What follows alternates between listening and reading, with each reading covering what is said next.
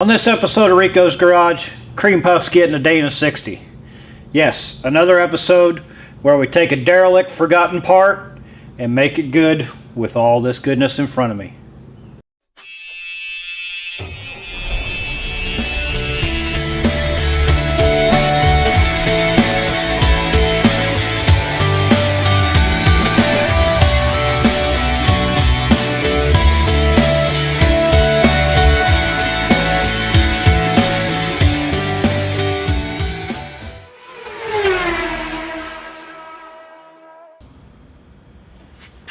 Every day's busier and busier.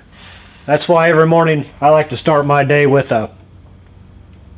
Excuse me, Rico? Yeah, we can't do that. They won't return our calls. Sorry. Alright. When you work hard, you need a tool that works just as hard as you do. And that's why I use... Mr. Rico? Excuse me? Yeah, that's a no-go too. They won't return our calls, emails, or nothing. And just because you use the tools doesn't mean that they sponsor us. Really? I mean, what do I even pay you people for? Well, you don't, sir. Oh, that's right, I don't. Okay, why are you here? My daddy owns the place, so you kind of got to give me a job. Is there anything at all we can use? Well, it's funny that you mention it, because there is that one thing. Yeah, let's go with that. Okay, roll into that, and I'll see if I can get these people to somebody do something. Times I might as well be in this world by myself. Okay? You have a good day. What an asshole. This build series is brought to you by overtime. Yes, overtime. In a world that's now plagued by supply chain issues and labor shortages, some people still believe in overtime. What's overtime, you ask? Well, for those of you that have forgotten, almost every employer out there in this great country has this program to where if you work above and beyond your scheduled 40 hours, they will compensate you with a higher wage in exchange for your extra time. By putting in those extra hours, you can then turn that higher wage and extra money into nice, shiny, cool parts to make your hobby that much cooler. And that's how it's supposed to work. So, with that out of the way, let's talk about what we're going to build and what we're going to build it for. Some of you that's been with me for a while have seen videos of a white diesel-powered TJ. That, my friends, is Cream Puff. Cream Puff is a 98 TJ with a 4BT Cummins that is just radical. In fact, here's a clip. I can't talk right now. I'm doing hot guy shit.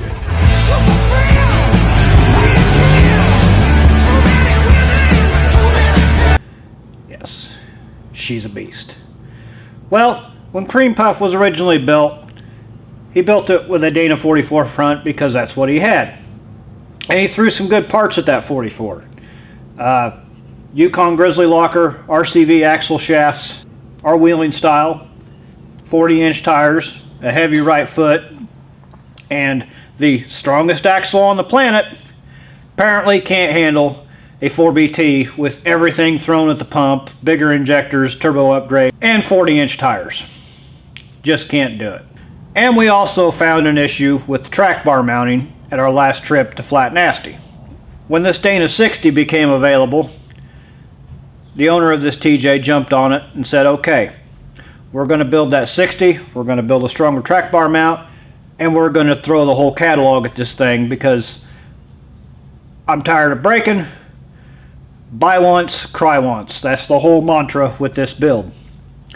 And sadly, He's had his belly full of RCV, so RCV shafts will not be going back in that 60. Argue if you wish. Our experience has been there's other options out there. So that's what we're going with. Little backstory on that Dana 60. That Dana 60 right there was originally under the front end of our crew cab Chevy Cummins project. As you recall, when I bought the truck, it had no drivetrain under it because the guy I bought it off of had plans to use that 60 underneath his rock crawler. Sadly, life got in the way. The rock crawler never got built, and he still had the parts and ended up buying a rig that was already built because he got a hell of a deal on it. That left the 60 available. Well,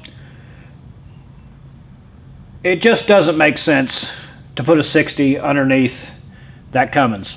Some of you may argue that point, but for what that truck does, the 44 seems to be holding up just fine. And if it doesn't, we'll get a stock 60 later and put under there. That 60 already has the Artec truss, both the link truss and the hydro steering mount. It makes more sense to put that under cream puff, so that's the way we're going. So, like a few women that some of you may know, it's been passed around a few times, but it's finally found its forever home, and it's going underneath cream puff, and it's going to be great. How's it going to be great? With all this stuff in front of me. So let's just go through this stuff right here. Start over here. We got a Yukon ring and pinion set and a USA Gear install kit. The cream puff's currently running 513s in the 44 and 14 bolt. The 14 bolt's staying. The 513s seem to work well, so that's the gear of choice for this 60 build. So that will take care of that part. We're going to hang those gears on, again, a Yukon grizzly locker. Like I stated, the 4BT has found the limits of the RCV axle shafts and has broken, I believe, 2 of them. Maybe more than that. I know of at least 2 occurrences where it's broke. Generally, that is death to an automatic locker. Not the case with this Grizzly. Well, not this Grizzly. Not the case with the Grizzly that's in the 44. That thing is held up great. So without question, when it came time to build this 60, he's going to go with the Yukon Grizzly locker. As far as axle shafts go, few of you may or may not know, on the outer stub shaft, a stock Dana 60 uses 1¼ 30 spline outers. That is very similar to what your 44 has on the outers. So as an upgrade, long before all this stuff was able to be store-bought, guys would use Dana 70 outers on a 60 because that gives you an 1½ 35 spline stub shaft that still uses the same U-joint as the 60. This application, that's what we're going to use, is a 35 spline 1½ outers. However, we're going to use chrome moly inner and outer. Because like I said, buy once, cry once, we're building this thing right. If you want a more budget-friendly approach, and it's what I've been running on my YJ crawler with a healthy small block and 37s, you can still use the factory Dana 60 inner, locate the Dana 70 outers, which are still available brand new from Spicer, or you can use chrome moly if you wish. But like I said, sticking with the budget theme, you can go with all stock parts, Spicer U-joints. I've ran that setup for years, beat the hell out of it on my YJ, haven't had an issue. If I ever do break one, I'll go with what we got right here. Speaking of universal joints, we are going to go with Yukon super joints on this build. The Yukon super joints have, I believe it's a 300M cross, which is a very hard, very durable material. And it has, the caps have bushings as opposed to needle bearings. The needle bearings is generally what fails leads to the U-joint failing and breaking the axle. The caps are held in with full circle snap rings as opposed to the C-clips, and these are also serviceable. If we have a failure, if we have one cap that doesn't take grease or anything, when we do the yearly maintenance on this rig, we can replace the caps if need be, as long as the cross isn't scored, which very rarely happens. When you buy this, Yukon gives you a grease gun and some Never Sees, pretty good high temperature Never Sees grease. We'll make sure the customer gets that so he can keep it serviced. As long as we keep those greased, we should never have an issue with them.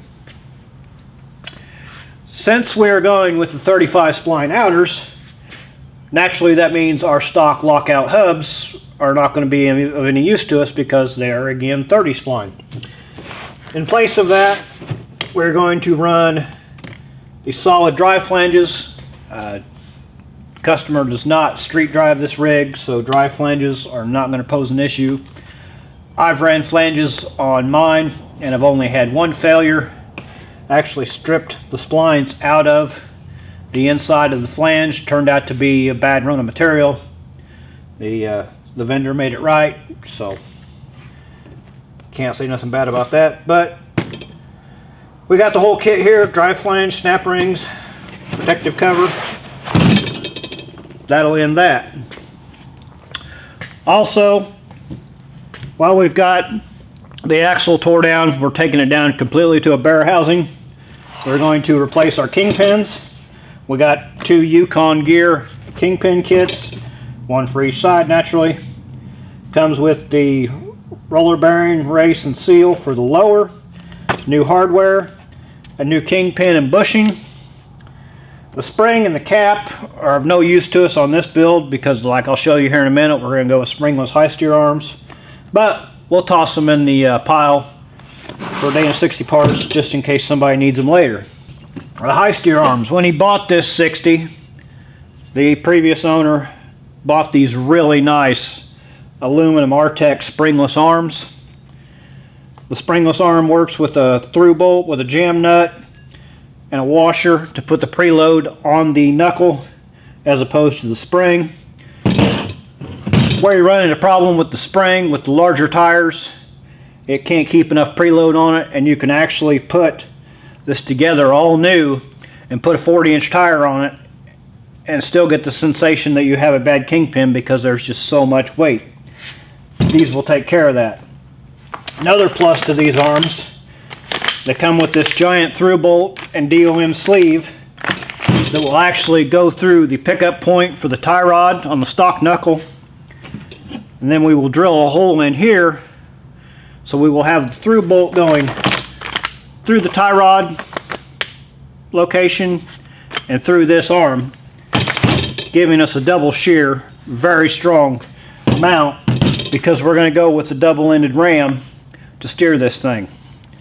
I recently put this setup on my YJ. I didn't film it for various reasons, but we haven't ordered the steering stuff for this yet because we're going to let my YJ be the guinea pig. So far, that system is working flawless, so we will contact the vendor where we got my stuff from, have him drop it in the mail, and when the time comes, we'll show you that getting installed on Cream Puff. The rest of the stuff on the table came with the Artec truss that was already installed. This is merely a brace that goes from the steering mount to the link mount. This piece goes in place right in front of the cover. I got it removed so that we could disassemble the axle. And then this puzzle piece right here, I haven't quite figured it out yet. We'll do more of this when we get it under the Jeep.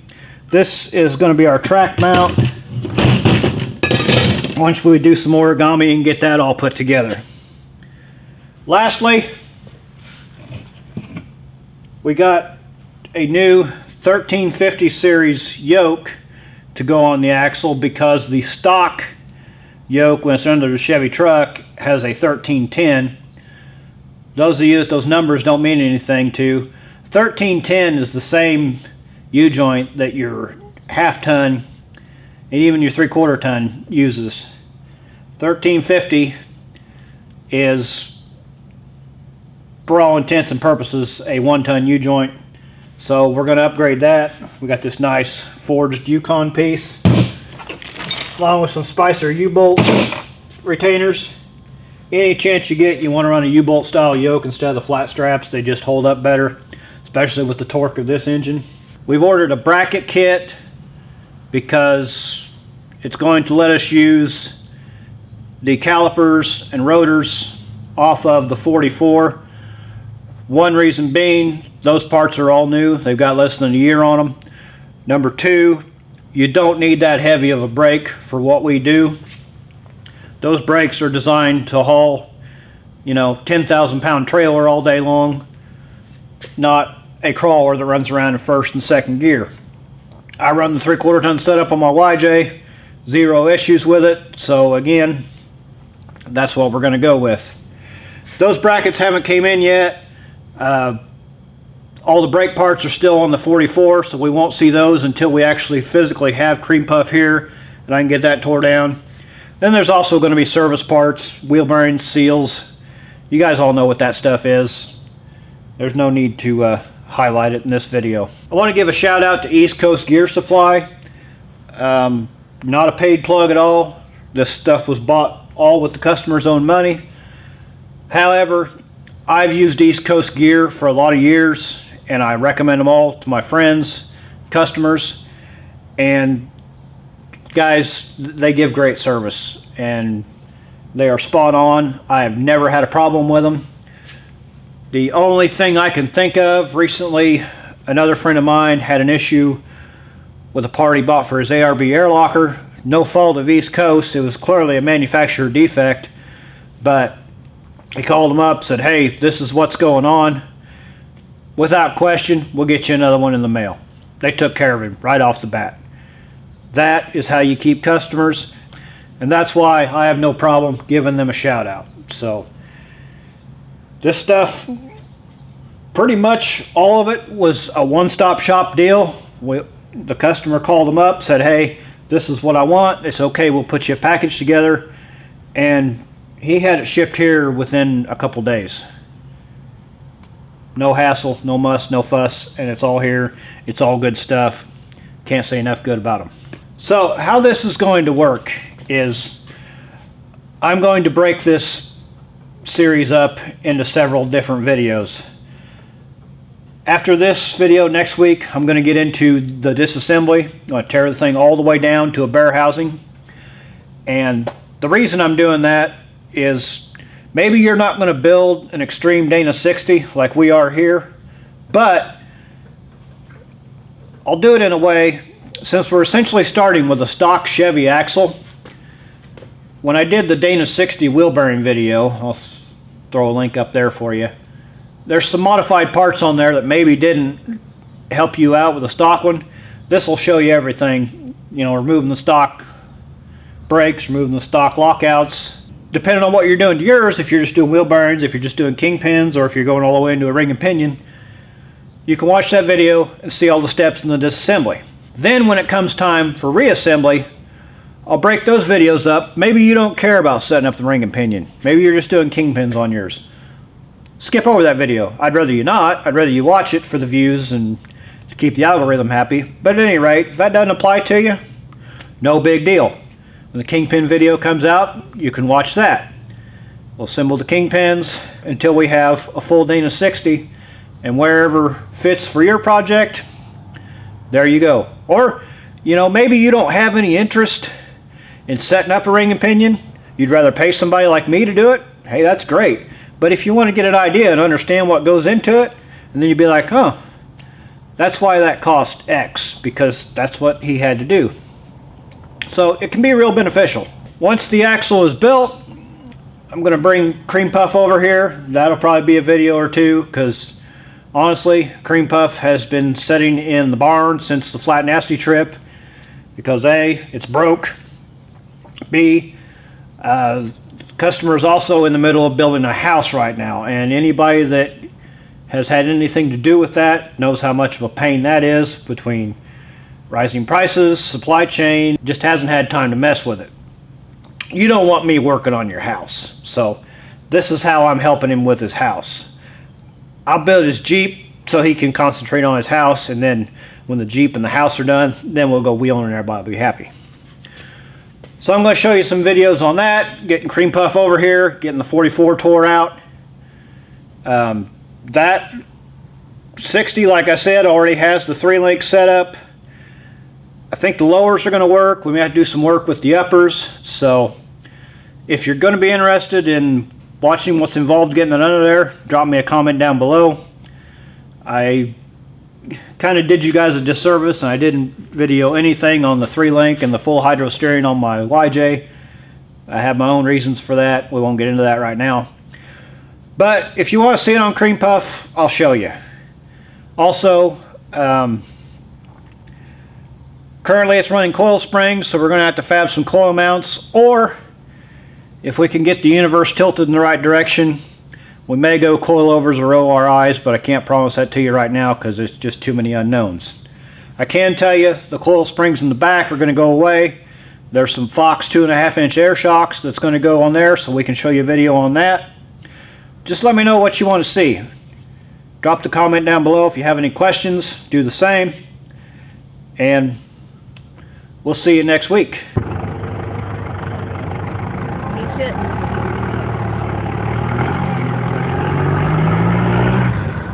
That's your machine? That thing is hot. Can't really get some work done. Is it?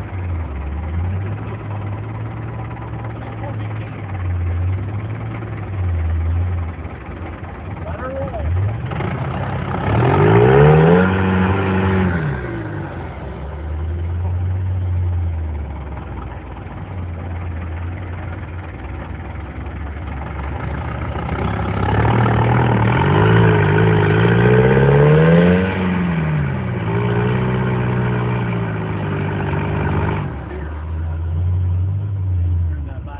I can't talk right now. I'm doing hot guy shit.